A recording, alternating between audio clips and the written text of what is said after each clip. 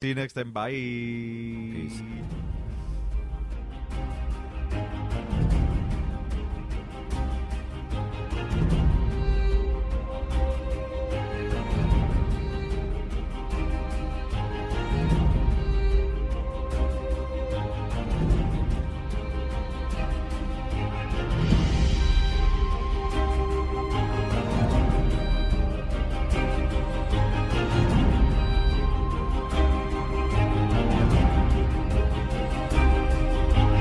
Welcome to a special episode of Watchers on the Couch, Tarantino edition. This is part 2 of Jordan and I's excursion into the world of Quentin Tarantino, and we just got back from seeing Once Upon a Time in Hollywood. I will say that I'm feeling up. I'm not low energy Jeb like last episode. Yeah. But we were both Leb Jeb last episode, weren't we? You know what? I'm not going to disagree. We weren't thinking big. Well, we have also, like, as someone said in this movie, if you eat before you have to do your thing, you get sluggish. Amen. One of my favorite characters, actually. Yeah. We'll talk about that later, but yeah, one of my favorite characters. Oh, yeah, absolutely. So, as we said, we just got I back feel like from we already just jumped into it. But the Arnold Theater. We have to mention a couple things. The Schwarzenegger Theater. Yeah, because we want to give our genuine human experience here. Yeah. Well, can we talk about the fact, since it is Jordan Wakefield, that I did get high, and so did you. Yes, I did. And so we started out the experience that away. And I said, if I'm seeing a movie called Once Upon a Time in Hollywood, I'm doing the whole let's go on to the drive-in, let's go into the drive-in, you know what I mean, and get ourselves a snack. That I'm doing that, so I got a whole meal. Yeah, you ordered chicken fingers and fries, and it was going to take a little bit. And I got a bag of Kit Kats, right. And I got a Corona. Right. And it was like sitting in my car. Let's go down to the lobby and get ourselves a snack. What I should mention also before is that I forgot my wallet on the way to Jordan's. Oh, this is fun. Yeah, so Jordan ended up paying my way both ticket and snacks. I got... as you do for a friend. Exactly. That never happens, by the way, but for some reason today it did. Friends help you? Yeah, I know. I know. It's less and less over the years. Yeah, now that social media. So... Jordan had not seen the movie yet, so because the chicken fingers are going to take an extra 7 or 8 minutes, it ended up taking about 10 minutes. All right, so you got there after the previews. You actually got there at the exact moment the movie was starting. Yes, I was walking in. So can I tell you about the previews real quick? Sure you can. But I want to mention, as I was walking in, even the theater advertisement was ending. So I got to the very, very... Oh, he nailed it. Yeah, like if you wanted to pirouette down and in a quarter turn and take a seat, it was the perfect moment. Yeah, so as you mentioned, I missed all of the previews, and I am genuinely interested in whatever the previews... So I almost want to just say this because I was sitting there and I thought... These movies all look great. Okay. I will not remember to look up any of them. Okay. Only if they are shoved in my face by the Netflix algorithm will I ever see them again. Okay. And I thought, what a shame. So maybe they didn't rise to quite the importance. No. I'm just saying that's how the human mind works. Yeah. Like, I'm here to see a whole other movie. Mm-hmm. And I have limited mental resources, you're probably going to get erased out, of this night's memories. Does that make sense? Yes, absolutely. Yeah, I'm not going to wake up busting like, oh, shit, I got to subscribe to that website. I got to follow their fucking vlog. Well, also, you're going to be in this movie for close to 3 hours, so you're going to maybe forget completely. So, actually, right now, I do remember, but that's just because it's tonight. So, let me get it on podcast... What is the medium of a podcast? Podcast ones and zeros? Let me get it on ones and zeros that there are 3 movies I want to see. Based on the previews. I think there were 4. I'll let you know if I've seen any of these. So something called like Good Kids or something like that. and it's from the creators of Superbad and Sausage Party. Good Boys. Good Boys, yes. Okay, so you know it. It's really young middle schoolers cussing like sailors, and just involved in all sorts of adult situations, which is probably 50 years from now we'll say that was bad for the kids. Yeah. But right now it's fun and popcorn. Yeah, I actually know. We have a little bit of a noisy street right now. I know I know the African American actor, child actor who is in this threesome of kids who front this movie, Good Boys, and he was on a show called Last Man on Earth, a very funny comedy on Fox that was super underrated. I haven't heard of it, but I think. What you're saying is this is one of the trailers that sort of intrigued you? Oh, it looks good. Like, if I saw that on a video rental shelf, which I never will because there is no such thing anymore. But if I saw it... Rated R comedies were a thing of the past, and now they're sort of coming back. I hope so. Yeah, it seems that way. If I see it on Netflix, I'll watch it. Yeah. Sausage Party seemed a little like... Yeah, I never saw that. I bet it's good. Yeah. I just don't know why I didn't want to watch it. A lot of really good, talented people did voices in it. You know, Seth Rogen. And it's from the... I'm sure they nailed it. Yeah. But anyway, the other previews I saw, there was another comedy, and it was a comedy about the Hitler Youth, which is just bananas. The trailer is, or just the idea? The idea and the trailer. Okay, I need to see this trailer. Do you remember what the title of it was? No, I do not. I'm sure I could look it up. They're not making a lot of these. That's an easy Google. That's a really easy. They're not Google. making a lot of these. Anything interesting in the trailer you want to mention? There was one part where Hitler comes up, and he seems very reasonable. And he doesn't think what he's doing is going to lead to something bad, which is hilarious. You know what I mean? Well, if you can, he could have been like that. Who knows? I want to see the way they portray it in a comedic fashion. It's just fucking. It's kind of like Ernest Goes to Camp, but Hitler Youth. Wow, wow. Well, I look forward to seeing that. I gotta look it up. It sounds. It sounds. Very satisfying. So, third and final trailer? One. Willem Dafoe. An artsy flick about a lighthouse, but it's shot in black and white, and the preview was all in TV square format. Interesting, or immediately intriguing, because you're like, what the fuck? What am I looking at? Set in the past? I don't know how far in the past, but it's about guys in a lighthouse. So it almost feels timeless, like within the last couple hundred years. Like, it could have been 150 years ago. It could be 150 years from now. Could you tell by the way Willem Dafoe was dressed? Possibly? No, because it was like raincoats and stuff. Oh, so, okay. Maybe I missed something. I'm sure I missed something. It's all right, man. But an artsy-fartsy Willem Dafoe black and white lighthouse movie that looks awesome. Okay. The way the trailer was cut, I can't imagine how it would not be good. Like, if you're there for something the pace of Jackie Brown or Once Upon a Time in Hollywood, you'd be into a lighthouse movie with Willem Dafoe. Well, Quentin's movies are very artful, you know. Yeah, they are. They are the pinnacle of the art house movie. Yeah. Most of the art house movies are down at the bottom. They aren't making shit, and he is just an art house director who has had mainstream success. I would say Reservoir Dogs is a total art house movie, and I would say they all are. Yeah, and I think that it being dealing with such intense subject matter, that is what was the breakthrough. Yeah. You know? And just messing with the movie format. Yes, absolutely.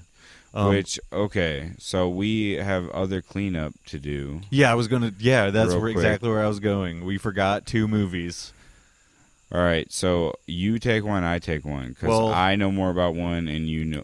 Actually, you've seen one I haven't seen. I've seen one you haven't seen. Yes. So, I'll give you the first. True Romance. Okay. I'll toss it to you. True Romance was the one that you hadn't. So True Or that Romance, I hadn't seen, I should say. Sorry. If memory serves, the director was Robert Zemeckis. I'm not 100% sure, but if that was him, he was a pretty big player in Hollywood. You know, like he's directed some of the big things that don't necessarily come to mind, but that's not a knock against him. He did Forrest Gump. Yeah, and I'm probably totally wrong about the director. I mean, even okay. So director aside, okay, Quentin Tarantino helped did not write direct it. Did not direct it. He wrote it, correct? He wrote it, and it was bought, I believe. Does he act in it? I don't think so. You told me of it, and I know I've seen previews over the years, but for whatever reason, I never got to it. All right, so here's two things about it that you can tell are totally Quentin Tarantino. Uh-huh. All the autobiographical brushstrokes, like there's a guy that works in a comic shop. Okay. That's pure Tarantino. Yes, definitely. Real life stuff. Yeah, there's a lot of Elvis references. That's pure Tarantino. So he has these big, broad brushstrokes of personality across the script. But he also has dialogue. Quentin Tarantino is known for having snappy, awesome, not even snappy, just dialogue that stays with you. Sticky dialogue. Do you know why he passed it on to someone else to direct? Was he busy with something else? No, I think it was near the beginning of his career, and I think it was sold before he made a name for himself. Okay.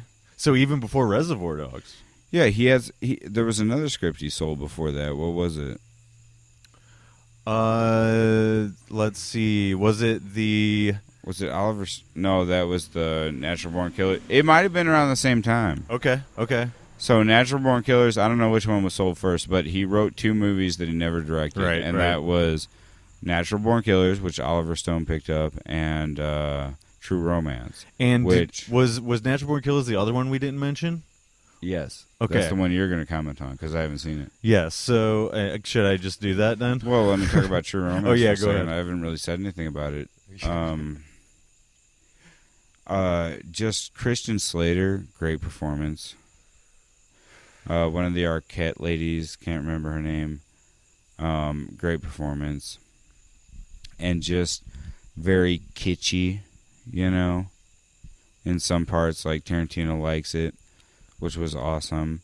But just great character moments and great moments, like in all Tarantino movies, when violence breaks out, it is very much in service of the story rather than the other way around, like we're inserting violence to prop up the story. Yeah, like an action movie or something like that. Exactly. It's not like that. Exactly, not like that at all. And so it makes it all that more indelible, Yeah. I'm going to get to that as soon as possible. I know I'm saying a lot, but that's just because I'm high. But just be you, Jordan. I'm trying to think. What is the thing I really like about... I like one of the soundtrack bits. Yeah. Hans Zimmer. Oh, great, yeah. Hans Zimmer did the track for True Romance, and a lot of times when I'm just thinking about somebody, I'll put on that track and just think about them. And the word romance doesn't have to be man, woman, sex, It's romance is an ideal that you have in relationships. And so I think when I listen to that track and I think about the theme of the movie, and even when it is man, woman, like that's a beautiful thing. Yeah, no, can't disagree there at all. I found it an interesting title, but never enough to pull me in. And then, of course, I've seen the trailer. Great. It's great. You should. It has one of the best Christopher Walken performances of all time in that movie. Well, they sold. Yeah. There you go. Natural Born Killers. Of course, Oliver Stone directed it, written by Tarantino, and I feel that Oliver Stone did a disservice to the violence aspect. Sorry to hear that. He took it too far. You know what I mean? Okay. Because that you're always riding that line when you're using violence in movies. And you try to push it too far over. Yeah, and I think Woody Harrelson is great in it. the actress who is with him in the movie. What was her name? She was in She's in Dust Till Dawn. Was she in What's Eating Gilbert Grape? Or am I thinking of something else? Oh, well, Leo was. I want to say she was. I want to say that was her breakout. But she's a great actress. I don't think it's any of she the always actors. plays kind of a nerdy chick. Yeah. A lot of the times. Nothing about the actors is the problem with the movie. They are supremely talented, and even Iron Man. I didn't mean nerdy. I meant dumb. Yeah, that's fine. Even Robert Downey Jr. is great in this movie as like a media guy. Who's sort of like the hard copy reporter sort of face it, trope. Though, Tarantino is also a master of casting. Yeah, he's and the movies that he's directly involved with, casting. Have you ever had a problem? I can't think. Off the top of my head, I can't think of. I can't think of it. All right, I have one. Okay. I don't really like David Carradine, but I think that's just a hang-up of what I know about the dude. Yeah. I don't think it's because he was a bad cast. Yeah, right. Other than that, nothing. Well, in a single movie. I can think of one of the girls in Death Proof I felt was not as genuine as the character Which could one? have been. The black girl racist? I think so, yeah. You're racist. I know, man. Racist. It's a big hang-up I got. Just kidding, everyone out there in podcast land. Dude, Quentin Tarantino movies are not racist. No, definitely not. And certainly that was not my issue with that actress. And if you think it is, we reject your hypothesis. Yeah.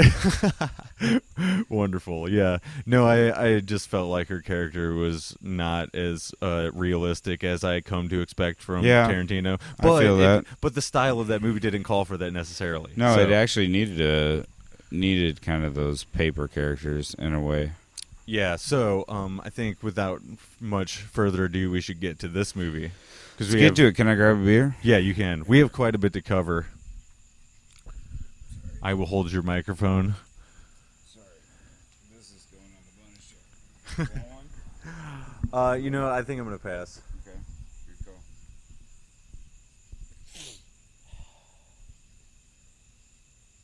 That was a good lead up.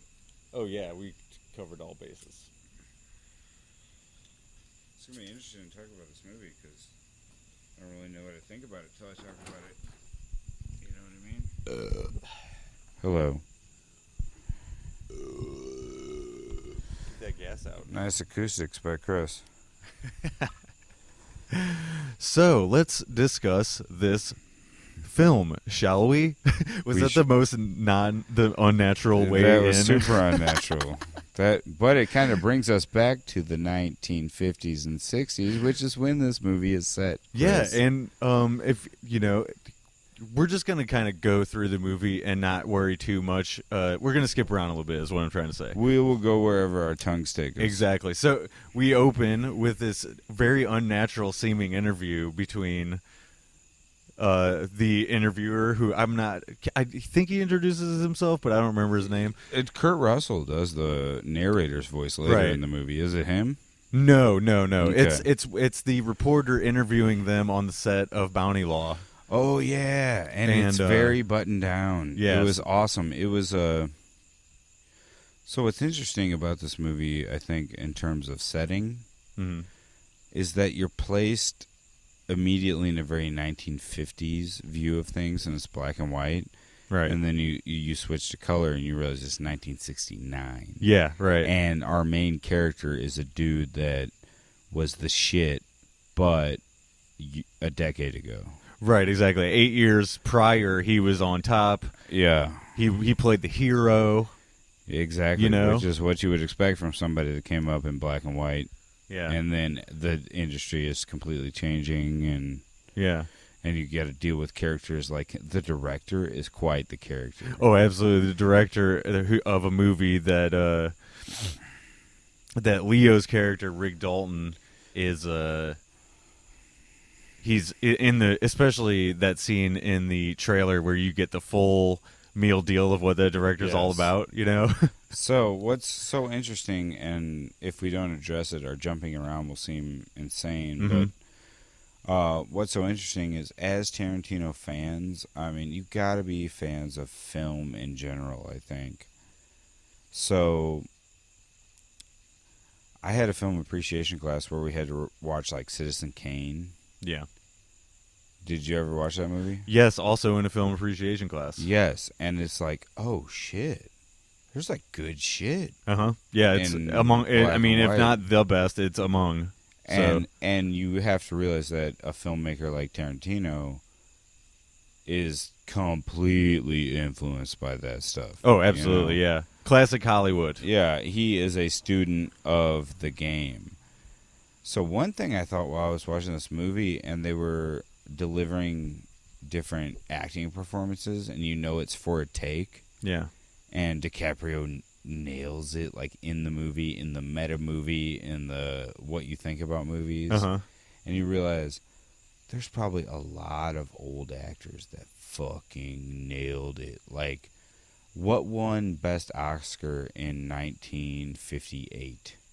Yeah. I bet it's awesome. Right, exactly, yeah. And it kind of makes me want to go back and watch those movies. Yeah, I actually listened to I listened to a podcast that is going down the 100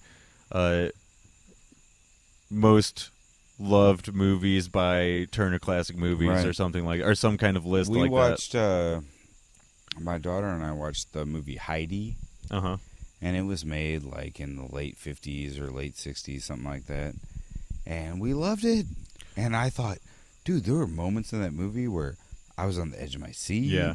Or there were times when there was like a dance and song number. I'm like, dude, you don't see anything like this. No, you don't. Yeah. It's classic stuff. My sort of knowledge of old Hollywood centers mostly around Twilight Zone.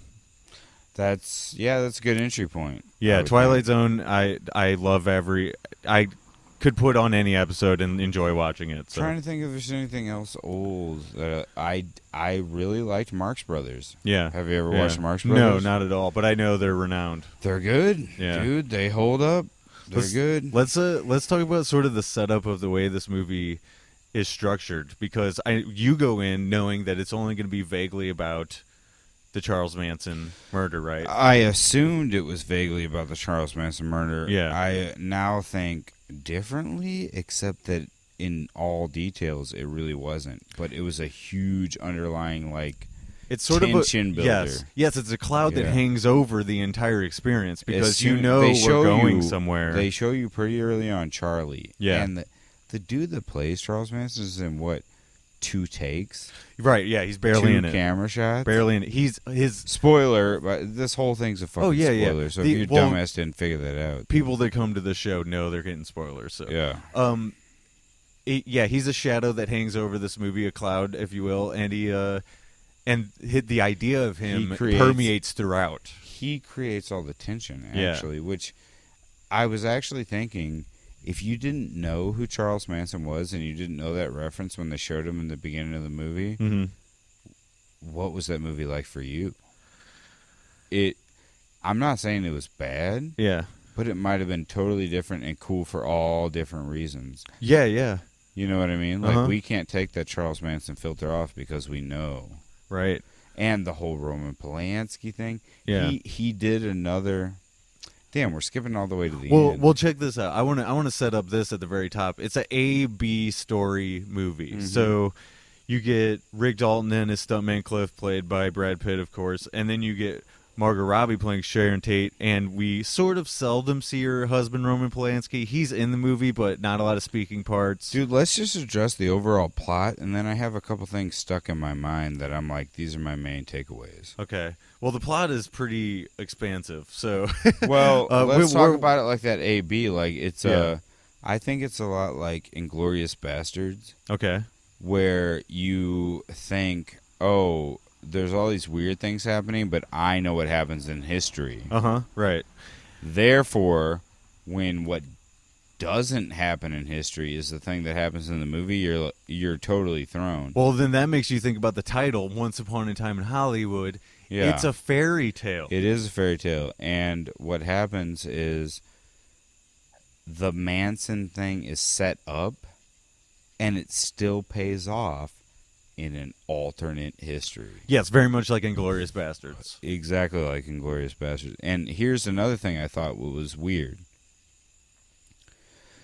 I'm not going to preface this a lot because you can just suffer through it if you don't know what I'm talking about. But I'm just talking Jordan to Chris.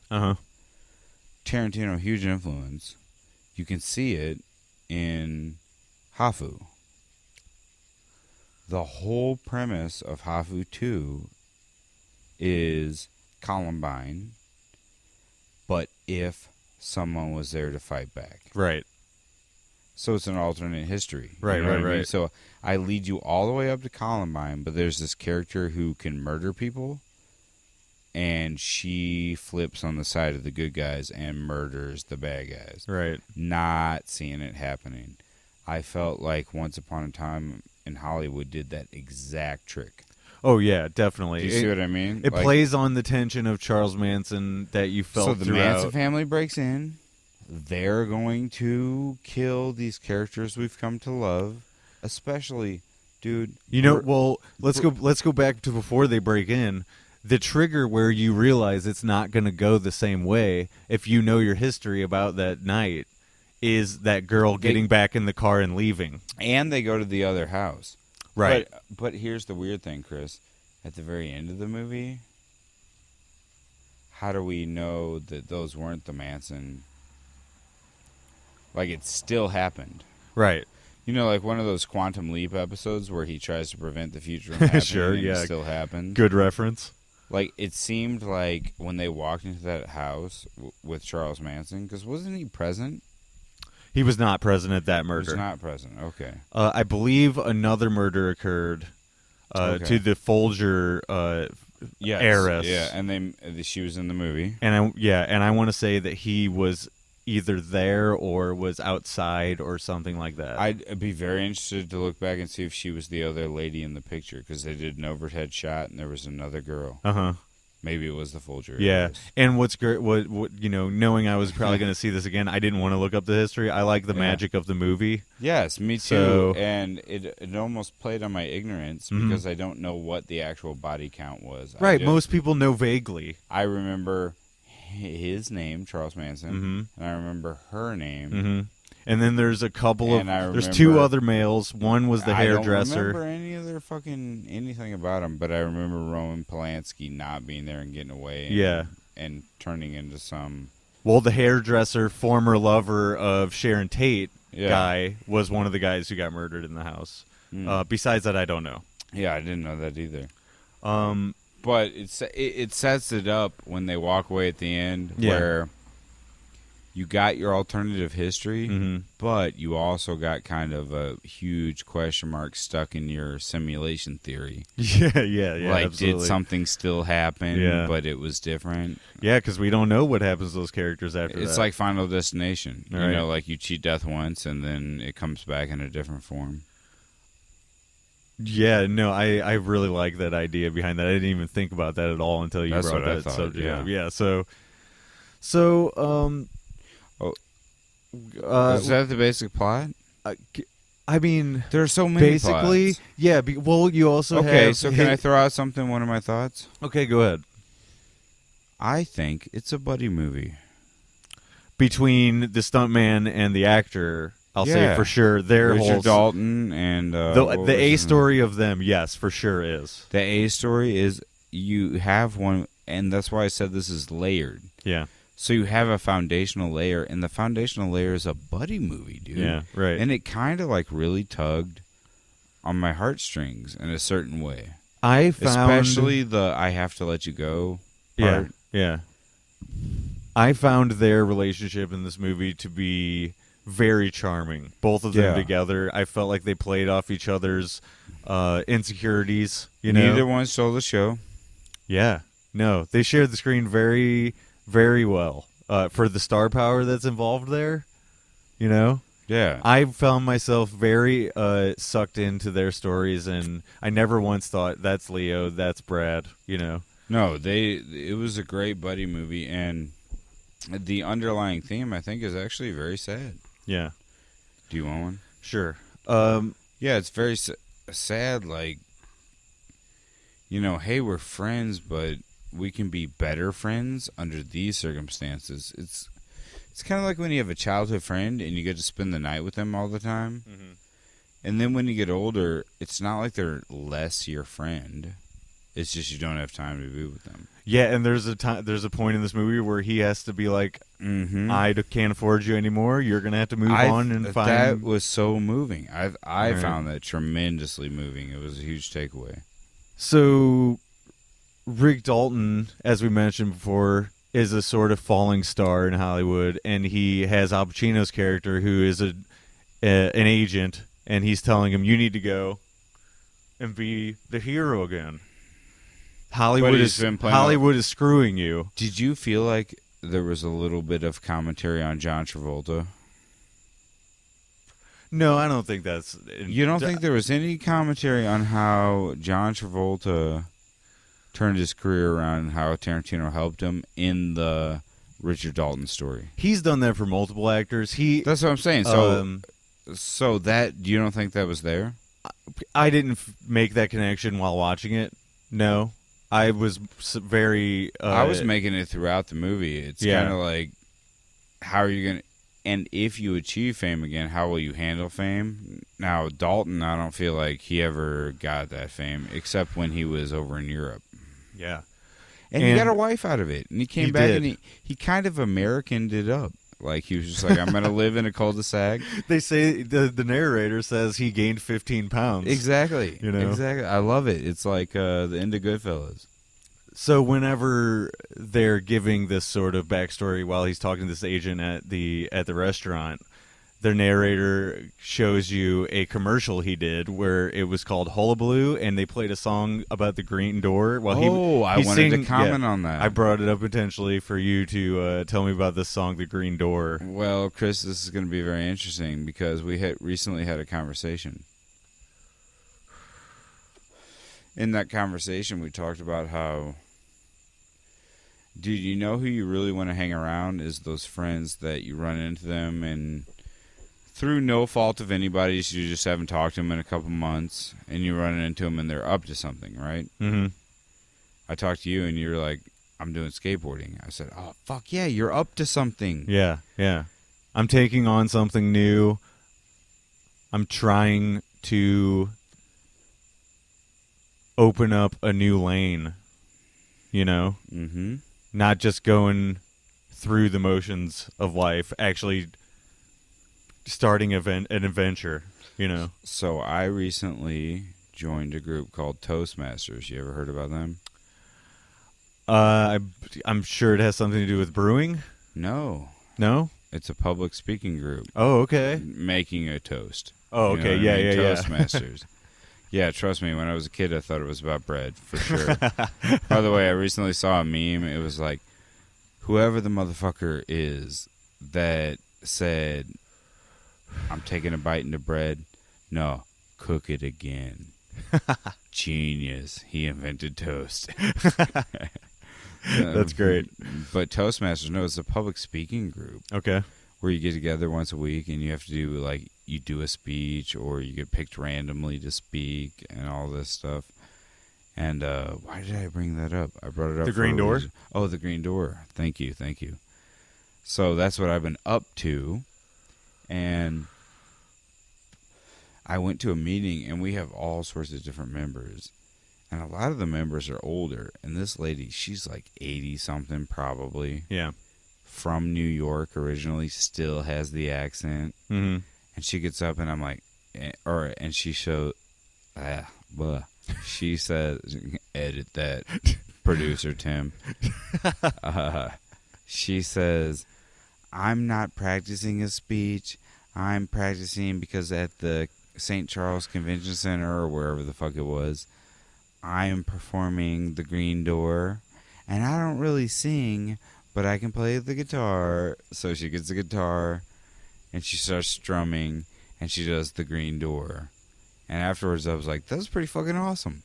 You know, like a normal Tuesday night would have not been as entertaining as what I just saw. And so when she did this, was it before the movie came out? It was before I knew the movie was coming out. Yeah. It was before I knew. So it's just a song she liked. And the only reason I knew it was in the movie is because somebody came to the meeting and said they saw the movie and that song was in there. Oh, wonderful. Yeah. So you got a little heads up on that. You're like, oh, that's that moment. Yeah. You're like, remind me to tell you about that. Yeah, exactly. It was very cool, but it ties us back to the being up to something. Yeah. You know? Absolutely. Well, let's skip around a little bit. I want to talk about the hitchhiker girl. They sort of hint at her because so driving scenes are a big thing, and yes, that's another thing I wanted to mention is especially in the beginning of the movie, dude, I was struck by all the. I thought of it like he actually filmed a car chase scene with one car.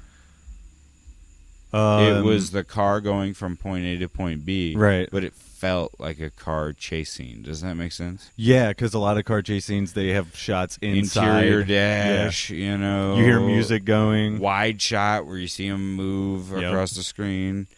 Yeah, there's a bunch of driving stuff I want to get into. Yeah, I felt like if you could put a reigning crown on Tarantino for this movie, it was he invented the car chase scene with one car just going to a normal place. So there's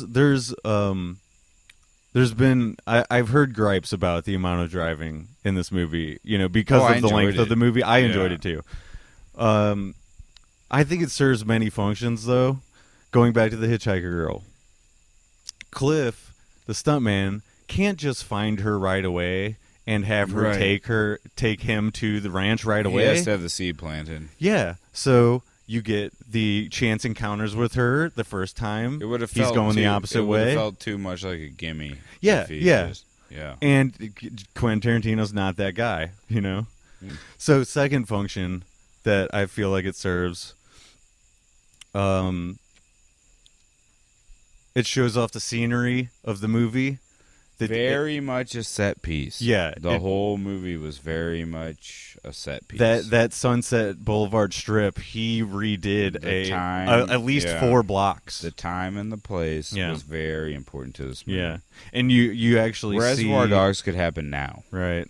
The second time he sees her, he's driving around the corner by this place called the Pandora's Box, which was a super hip club around that time. They remade exactly what it looked like. I love all those little touches, man. All that stuff's great. It also matters with what Richard Dalton told him he had to do. Mm-hmm. So you notice the first time he has to fix an antenna, and he doesn't pick her up.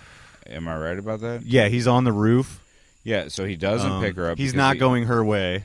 Because, he has to go back and he has to do a chore. Yeah. And she does this really cute play sad face. Yeah. I was instantly intrigued by that character. Where I know I'm going to see her again. You know what I mean? She was that immediately. Harley Quinn-esque. Yeah, absolutely. So the second time, though, he didn't have any instructions. Right. If I remember correctly. So he had the day free. And he was like, well, fuck yeah, I'll pick you up. It's the third time. Now, I also thought... I told you last time that someone said this might be Quentin Tarantino's commentary on the Me Too Harvey Weinstein thing. Okay. I don't know. I think that might be a stretch. It is. I feel like it's a stretch. It serves the story. So, but that scene where he picks her up, if it did connect, that was the scene. Yeah. Because he asks her about her age, and she says, "I'll do it anyway," and she has the whole unshaved pit. Yeah, totally. Which back then would be like, there's a girl who's down. Yeah. She's showing me her pit. Right. And she's laying in my lap, and he doesn't go for it, which kind of makes him very heroic. Yes, you're drawn to that aspect of that character. Yeah, right? You're like, oh, he's a tough guy, but he has a moral code. Heart of gold. He's like the old West gunfighter. He has a moral code. And that is in direct conflict with the stories about that character of him killing his wife and everyone being other stuntmen. By the way, what a great, 30 seconds or 45 seconds? I don't know. We could dance all over. So I want to finish with the hitchhiker girl because I have another. Okay. Well, okay. So first of all, with the car thing, another purpose it serves is shows the car culture in America. That is a thing. Yes. And radio. California was always at the foreground of that automobile culture. And radio goes right along with that, which is another thing that ties into it. Allows him to show off exact, as we mentioned in the last podcast, exact recordings of that time. Music is bar none. Yeah, and there's actually little tiny things I'll mention later about the music that were like keys into what is about to happen that I noticed on second viewing. His use of existing music to be able to splice it into a soundtrack is fucking unbelievable and something I try to emulate all the time. He's just an encyclopedia of the shit, you know? So one interesting thing I found on second watch about the Hitchhiker Girl, when we actually get introduced and get dialogue from her, she's alone, away from the other cult members. That's when he picks her up. She's alone, away from them, separated completely. And she really stretches it out and calls him in. Yeah. And, you know, super cute scene of her leaning in the window and all that stuff. I love that girl. I want to see whatever movie she's going to be in. Right. She's my number 2 crush right now. Number 1 crush is guitarist for Baroness, who's also a female. I got to say, also, there's another separation moment that I saw, which I really liked, was when it's right after the scene where Cliff meets Old Man Spawn and knows that something is up, but not quite as bad as he thought it was. Oh, great scene, by the way, because you were totally tense. Yes. And then he just dissipates it. And the symphonic soundtrack leading up to that, the tension is very from motion pictures at the time. Yes. Like, I just love how he used specific style of instrumentation there. But I gotta say, her positioning when the whole flat tire scene is happening, she is at least 2 or 3 feet away from the crazy rabble of the rest of the girls in the cult screaming. She seems centric, though. It seemed like I saw her. That pulls your eye away from them. Yeah. In the background, you see her, and you know whatever she does, they'll do. Yeah, right. She led them into the situation. She's the central character that led this to the situation happening, you know? So he makes sure that you know she is one of the most integral parts of this situation ever even happening. And she really helped set up the fact that compound is cult-like. Yeah. Again, back to the Charles Manson tension. She's constantly saying, Charlie would have loved you. Or in so many words, she's saying, you got to come back, so you can meet Charlie, that kind of thing. So a broader take on the tension is that's what I kept feeling throughout the whole movie is Tarantino kept building tension in these completely meaningless, and I don't mean that in a you shouldn't be interested in the first part of the movie, but I mean, like, you're interested, when is the violence going to happen? When is something crazy? When is a right turn going to happen? And it all ended up being very humanistic. Yeah. And well placed. All the tension. Yeah.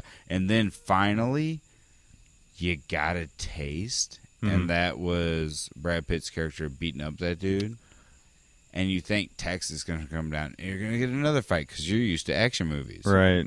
And actually even before that, him and Cliff and Bruce Lee, you get some violence in that too. You had just barely a taste. Everyone walked away fine. Yeah. But yeah, it was a super slow ratcheting up for kind of a really awesome payoff. But in that sense, I felt it was very Jackie Brown-like.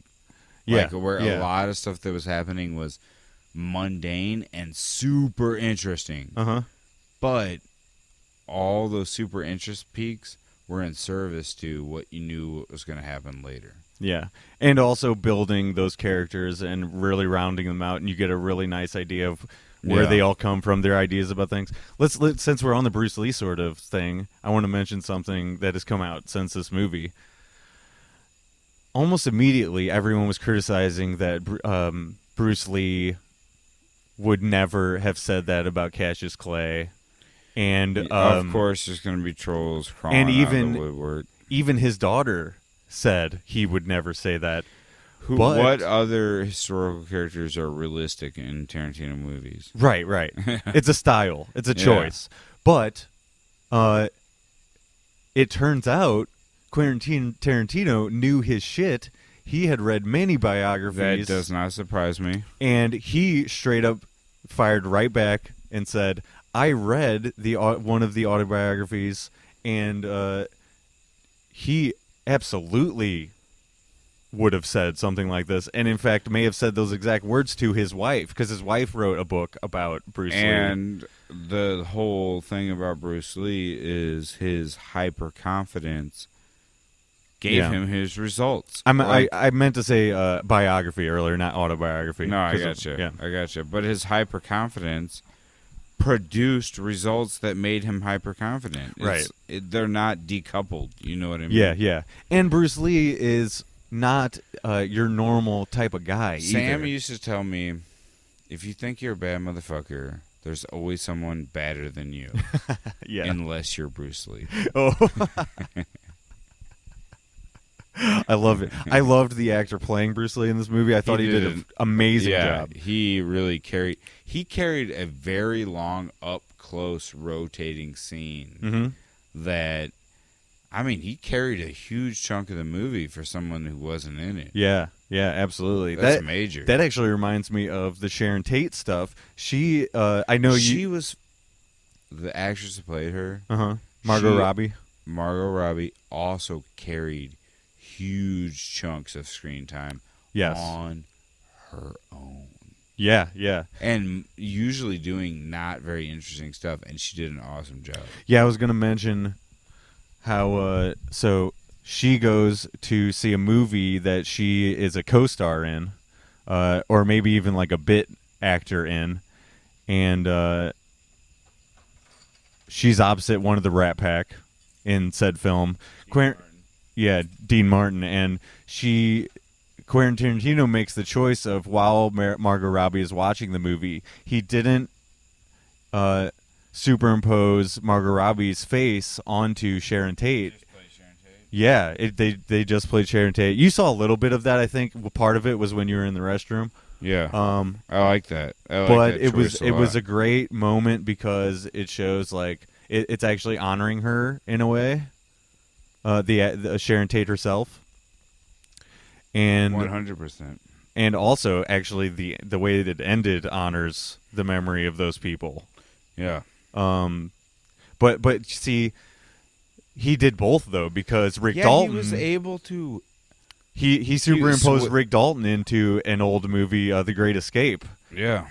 So he actually played both sides of the card. Dude, there was so much that I watched that movie and I thought to myself, he is making brilliant genius references that I'm not even picking up because I don't know any of these old movies. Well, Great Escape is a kind of legendary movie, which makes me, like I said before, want to, dude, maybe the next Watchers at the Movies, we watch a black and white, known to be awesome movie. Yeah, I'm down. I actually recently watched a World War II sort of themed movie that came out in the 60s.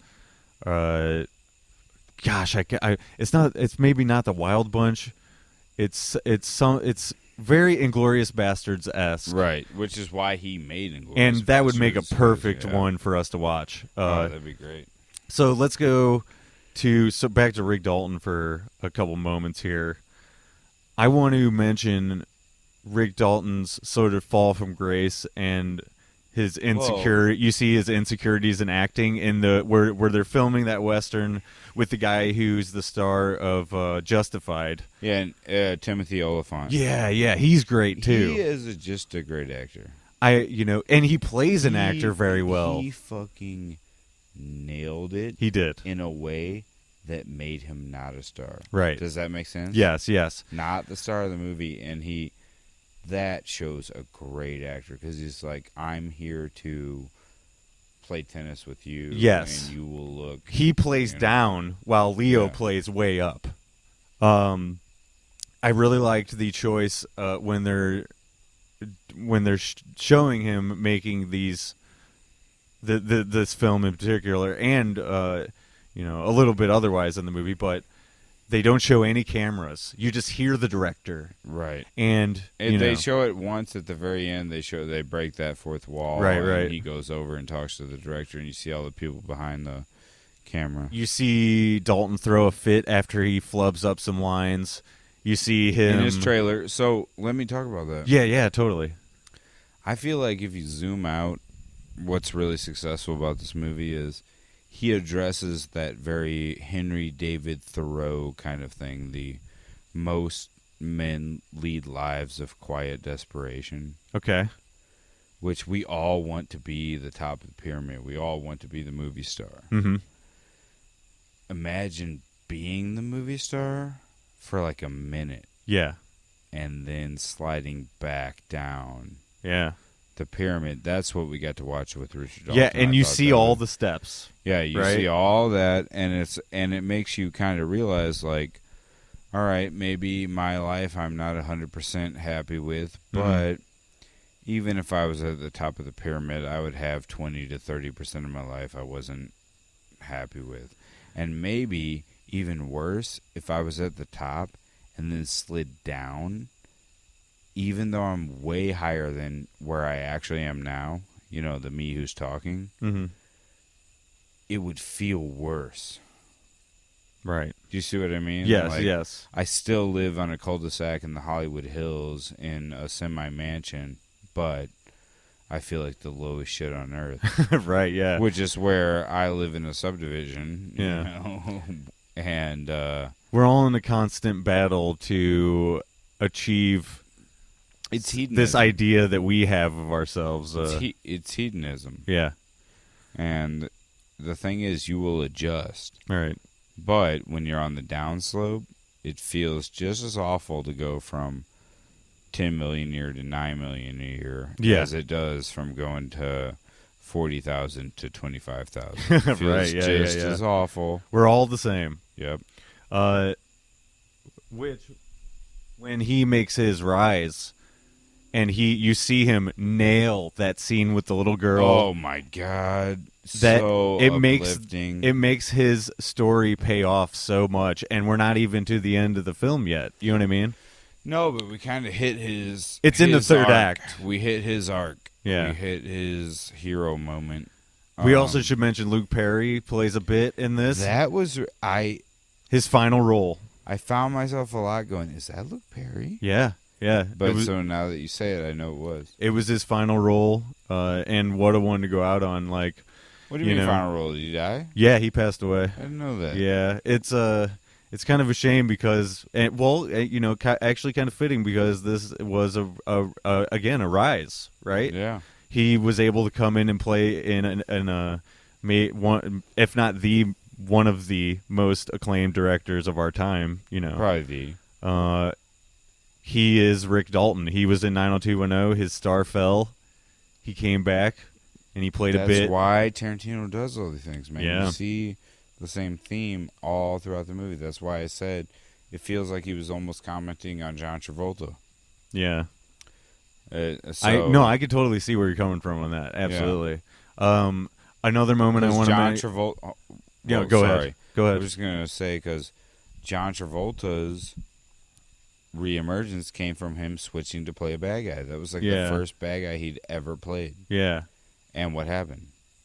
Boom! He's back on the back on the map. The dancing scene did him a lot of favors too. So is that insane for Dalton to think that playing a bad guy would bump him back up? No, yeah, it makes total sense. Can I say one thing? Yes, absolutely. All right, so the last thing on my list of things, because we covered everything else, was... I got a couple more. which we'll do. Sure, yeah. The little girl. Yes, yeah, she's fantastic. The character felt like very... misplaced is not the right word, but you know what I mean? Like, it's not like she didn't work. Uh-huh. But she was this interlude, a very different interlude to the whole film. And the scene where he's telling her what the book is about and starts crying. My favorite scene, man. It was that's one of the pinnacle scenes in this movie. That's honestly, my favorite scene. You get right down to the core of who Rick Dalton is, and he couldn't have done it without her. Yeah, right. You know, like that scene doesn't work without her. And she is the opposite in every way of him. She was almost the Jiminy Cricket character. Yeah, right. You know, she's the spark of innocence in this movie. You know, the child. Great character. Great scene. Leonardo DiCaprio fucking nailed it. I will be thinking about that scene for a long time. Yeah. And I'm sure as a father, it reminds you of your daughter. And as a teacher, it reminds me of sharing books that I love with, kids to try to get them interested in reading. What's great about that is she's the one who's intrigued in what he's reading first. Exactly. Yeah. It's a very...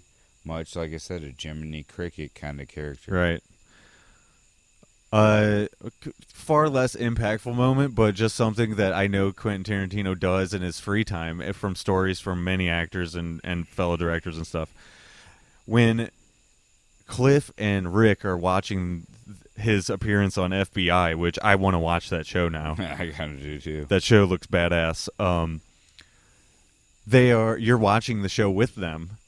They're in the background, and you hear them commenting on the movie. That's what we do. That's what Quentin Tarantino does all the time with movies, especially old school movies and shows like that. I love the referential stuff, like when he missed the line and said, shit, line. Yeah. It's like, dude, because of the LWA and stuff that the audience doesn't know about, we lived that to an extent. And your experience in directing. Well, I always wanted to be a director. Yeah. And that's the only way I could do it. Yeah. And that's the only way I ever have done it, except for the thing I did for the Navy, which you've seen that, right? Yeah, I'm sure that I have at some point. The suicide prevention video. You've told me all about it. I don't think I've ever seen it. You've never seen it? No. I might have to pull it up tonight. I'm certainly intrigued. Yeah, so after the LWA, I made a movie. Yeah. A serious movie. It was the only serious movie I've ever made.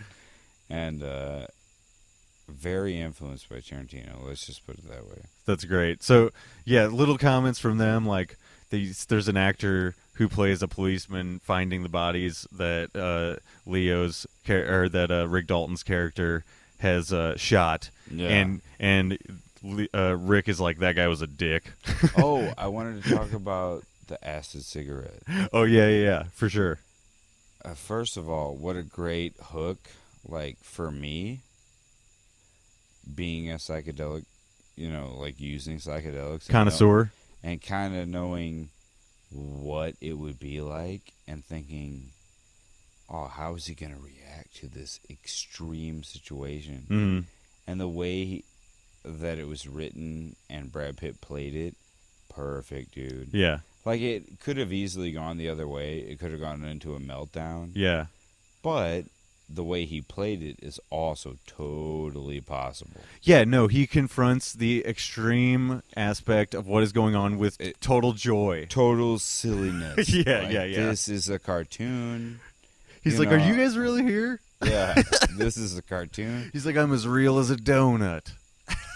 If somebody said that to me when I was on mushrooms, I'm as real as a donut, the whole world would have just been like, are donuts real? I don't know. Yeah. This guy is a donut. His head is a donut. I don't fucking know. And the tease of the dog early in the movie. Yeah. Becoming such a sweet dog early in the movie. And then you get... at the end of the movie, that's what pit bulls are like, though. It's perfect. Yeah, he's the pit bull's the wild card in the situation. Totally obedient to the owner, and still a total killer. Yeah. Amazing stuff. I actually forgot about that he had total control over the dog till when it happened, and it totally paid off. And I was like, oh, that's perfect. Oh, it worked for me. That's fucking perfect. I named my cat Nuri based on the fact that I know that you can train animals to really do whatever you want. Mm-hmm. So, another thing I want to mention, there's a specific music cue that I picked up on the second time around. There was more than one, but this one was a song saying "You're almost out of time," and it's showing Sharon Tate before you know that it's not going to go the way you think it's going to go. Right. It's towards it's when I think they're in the Mexican restaurant. That makes sense. Yeah. It just builds. It just adds to the build. There were a couple signs also that they would appear in like the upper right hand side of the screen, and it would be like, this is not what it said. I don't remember what it said. Okay. But it was along the lines of like, time's almost up or something like that. There would be these subliminal cues pasted in the setting that it's like, oh man, shit. now I want to see it a third time. Yeah, ratchets up attention. Did you remember near the end that whole neon lighting up sequence where they showed a bunch of signs in a row on the strip? Yeah. It was just like, it didn't show the street view. It just showed the signs in isolation lighting up. Right. Yeah, that was super. That was a great setting technique. Yeah, he's planting you right smack dab in the middle of that. Right, I love it. None of that stuff gets past me. Which, as a movie lover, they're playing to us. You know what I mean? Absolutely. The other music cue, or maybe just something that I really liked, and I didn't really think too much about how the lyrics fit. But during the final fight, the juxtaposition of "You Keep Me Hanging On," which is sort of like a mid-tempo sort of pop tune, along with this ultra violence happening, I just really liked his choice there. I love that song too. Yeah, which made him not speed up the end scene, because the end scene was what you were waiting for. Yeah, the violence is what you were waiting for. Right. And he didn't like indulge in violence. Yeah. But he kept you moving at a pace where you knew it was still all about violence. Yeah. Right. There was multiple times where like Francesca would scream, and she's the one that pulls you back into reality in that situation. Oh, she's the best. And let me just say, super hot. Oh yeah. Just amazing Italian look. Yeah. But it was very Hollywood-esque, and she, like you said, as the feminine energy, she pulled you back to reality to go, oh no, this is scary. Yeah, right. Like, this seems like it has an up-tempo, and it's kind of funny because of the acid, but no, it's scary. So 2 more things about the final scene. Back to the acid cigarette. He is on that while he is performing these pseudo horrific, also heroic acts against these people, these intruders, because he is high. In the zone. Yeah, because he's high. He's in the zone. It sort of plays along with what he's able to pull off. Like, it unlocks this ability. Tarantino built him up as a hero throughout the whole movie, to where you believed it. Yeah. You believed that he could handle the acid flush. Even under the influence. Yeah, exactly. He has the help from his dog. And he's a rough and tumble guy. Yeah, he's ready for whatever is about to happen. Yeah, absolutely. And then the other thing, which we didn't even really mention, that Rick Dalton was in a super badass movie where he torches some Nazis with a flamethrower. Yes.